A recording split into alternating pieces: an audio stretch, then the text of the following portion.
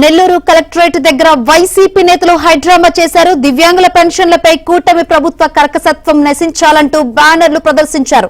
Grievance కు వచ్చిన దివ్యాంగులు కాసేపు తమతో నిరసన ప్రదర్శనలో నిలబడాలని వేడుకున్నారు. అయితే వైసీపీ డ్రామాను అర్థం చేసుకున్న దివ్యాంగులు వారి నిరసనలో పాల్గొనేందుకు ఒప్పుకోలేదు. అంతేకాదు అనర్హులను పెన్షన్ల జాబితా నుంచి తొలగిస్తే తప్పేంటని ఎదురు ప్రశ్నించారు.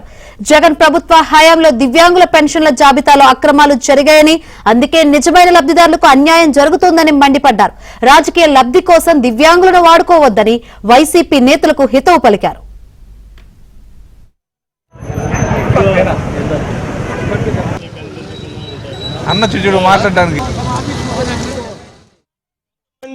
వైసీపీ నేతలు వాళ్ళ ఇది కోసం వాళ్ళ బ్యానర్ పెట్టుకొని మా దివ్యాంగులు చేసి వాళ్ళని వెనక్కి నెట్టి ముందుగా వాళ్ళు వచ్చి నిలబడుకొని వాళ్ళ బ్యానర్తో నిరసన చేయడం ఇది ముమ్మాటికి అన్యాయం.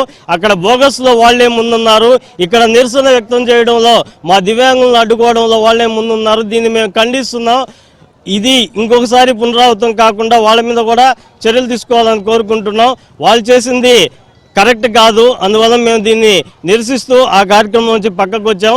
ఖచ్చితంగా ప్రభుత్వం ఏదైతే అనుకుంటుందో దివ్యాంగుల సంక్షేమానికి అదే పెద్దపీట వేయాలని, ఏదైతే ఇంతకుముందు పెన్షన్లు ఇస్తున్నారో అదే పర్సంటేజ్ కొనసాగించాలని కోరుకుంటున్నాం.